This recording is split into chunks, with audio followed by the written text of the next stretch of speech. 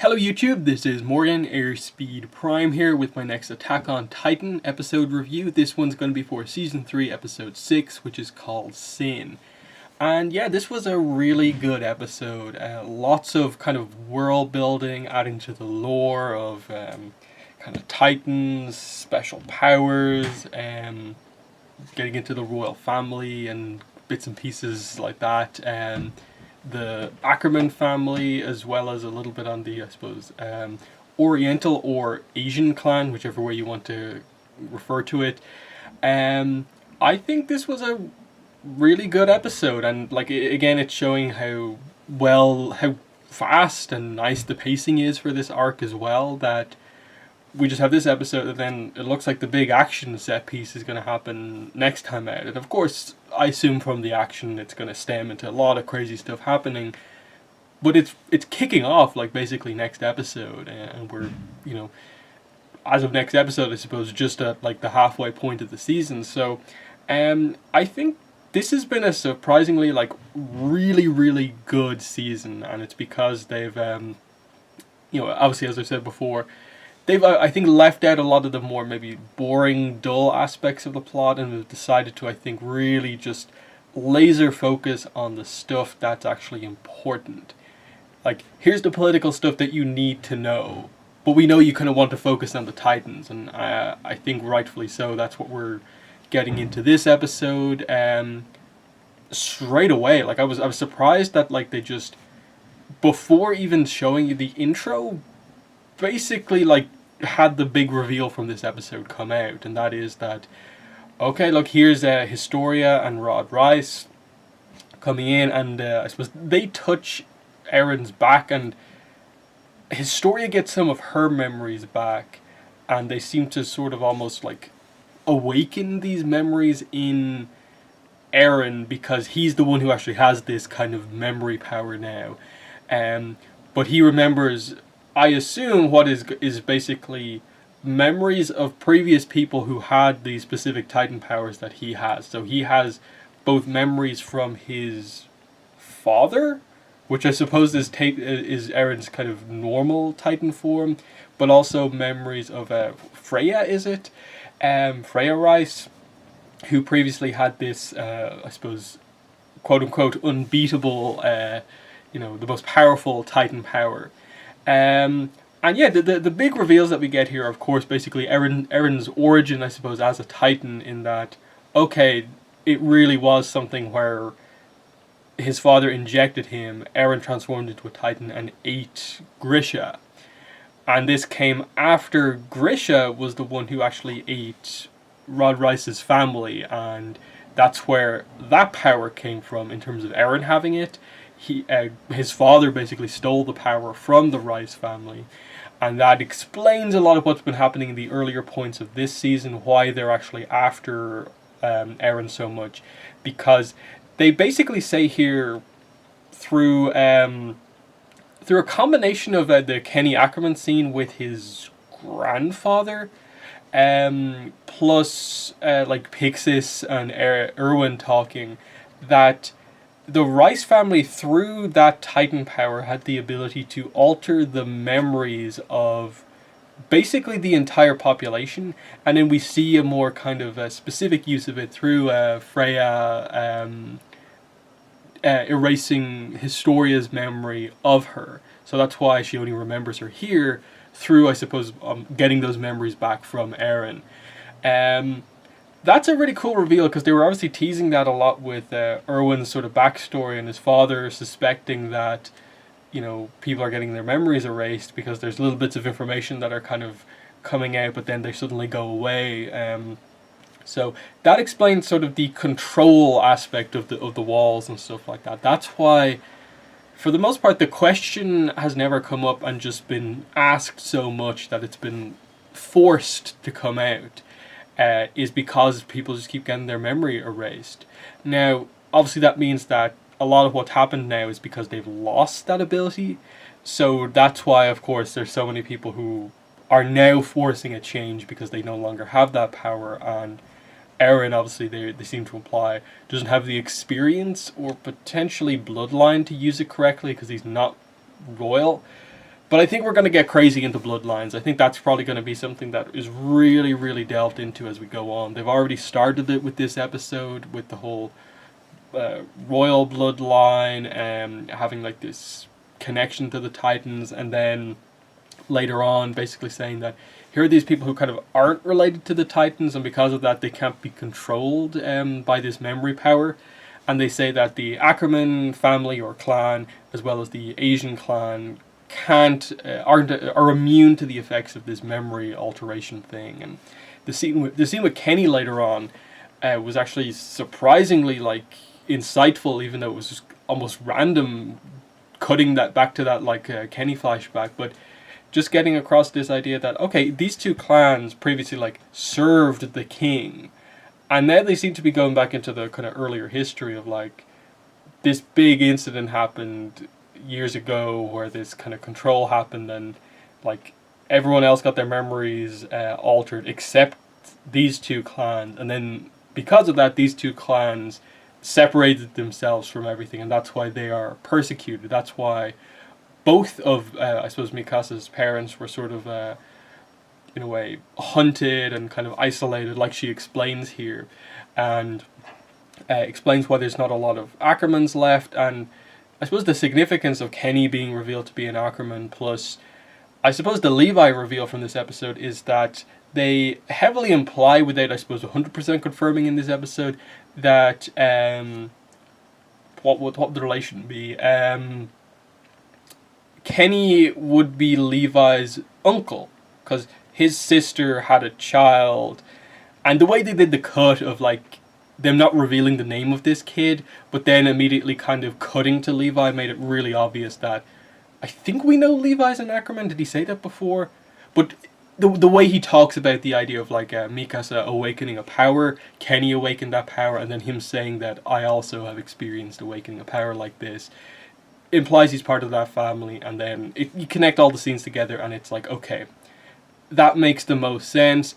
There's going to be some sort of a flashback, I suppose, with Kenny, where they properly explain the idea of how in any way this horrible person, Kenny, actively raised Levi, and now it's sort of is kind of explained in that Levi is his family to a degree. So we're obviously going to have to get explained why he chose to do that, and now why he doesn't seem to care about Levi anymore. So that'll probably be Kenny's big kind of character moments before I assume they'll probably end up killing him off. Like he seems like that sort of character where he's so gone down this dark path that I don't really see any real direction for him to get back. So they probably will have to kind of kill him off, and Levi and Mikasa will be the ones kind of guiding the Ackerman family going forward.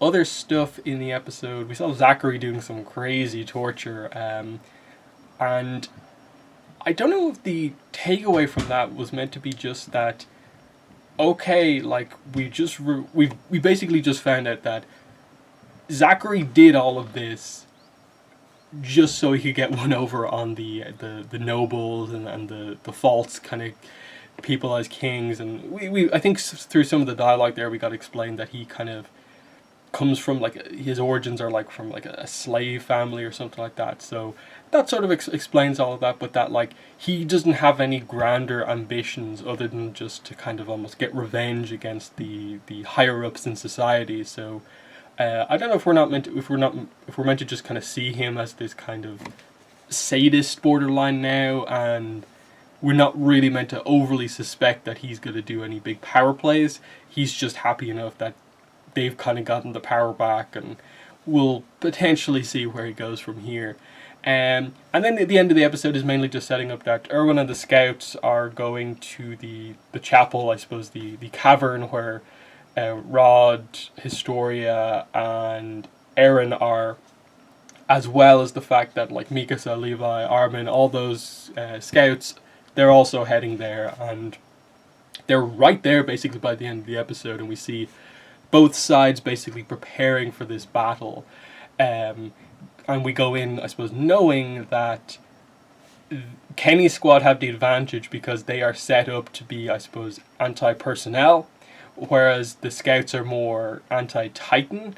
But we know that Levi is obviously a match for basically everyone as we get set up. So it's going to be this big, I suppose, Levi versus Kenny fight. And then I assume there's going to be some crazy Titan stuff happening between Historia, Rod, and Eren. So they haven't set up like that because I assume they're going to want basically almost this reverse situation of what happened before, where Grisha stole the power from the Rice family.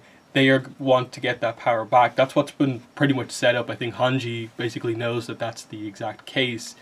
So is the reason Historia is here is because they want her to get the power and become a Titan, or is it Rod himself? Because obviously the question you would ask before would be, okay, if they're doing this inheritance thing, why is Rod seemingly never got this power himself or something like that? So that's going to be an interesting one to see what exactly they do here. I'm getting the impression it probably is him more or less kind of wanting to use Historia, and that's going to be part of the reveal here, because Rod sort of got Historia on his side by basically like telling her that, oh yeah, his father killed this person who was effectively this kind of sister, almost mother figure to you, who literally was your half sister, and like that's why you don't have memories of her and all this sort of stuff. I think they're gonna probably get back to this moment of like her feeling all this stuff because of, I suppose, people from Eren's past that have done this, but he inherently hasn't done anything wrong, and should she take revenge even though Eren is her friend? I suppose they'll play on that, but we'll have to see specifically how they go about doing this, because we now know that you can sort of turn people into Titans with some sort of a syringe type thing. But I'm really struggling to remember, like, do we get any details on that, or do we just know the syringe thing from the Eren scene? I assume they'll probably have to bring it back here as, like, there is a way to turn people into a Titan. Otherwise, how do you actually pass on the power? Because you can only pass on the power by someone turning into a Titan and then eating that person, which solves both the problem of basically not making them like a wild Titan anymore and allow them to shift back into human form, but also, you know, take the power of someone else. So that's going to be an interesting one. I assume they'll have to reveal that there are syringes as well to make this happen, just because as much as I suppose the Rice family is like the main royal bloodline, I don't think the implication was that every single one of them was a Titan, just that that family knows the secret and nominates one person from the family every so often to become the new inheritor of that power, and it was just Freya, who happened to be the owner of the power at that point. Obviously, lots of other questions are begged here, like where did Grisha get the power from?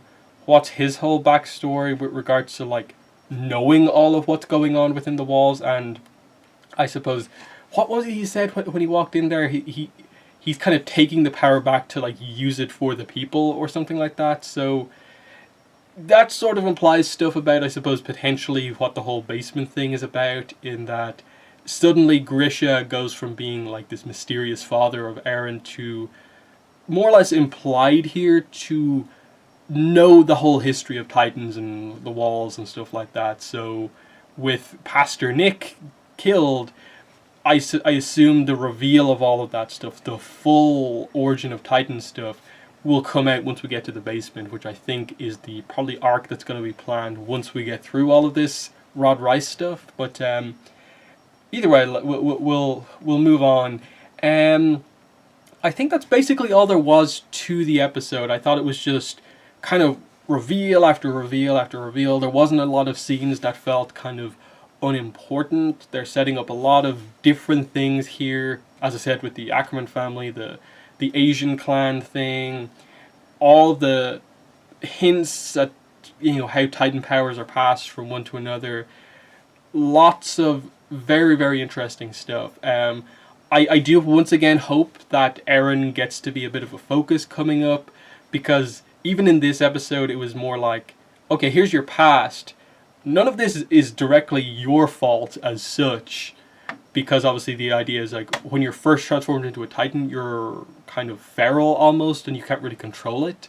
So can you really blame Eren for eating his father, given that it's almost just the way the power works? So I want to see some, I suppose, agency from Eren in all of this, to actually see like why he's our main character and what's going on. But yeah, that's more or less my thoughts on this episode. I thought it was really, really good. And the fact that it sets up the next episode to be this huge action set piece that I assume will probably take up most of the remainder of the season. I'm not really sure how many episodes we have, but I think, as I said before now, I think there's only been maybe 1 week episode this season, maybe episode 2 or 3.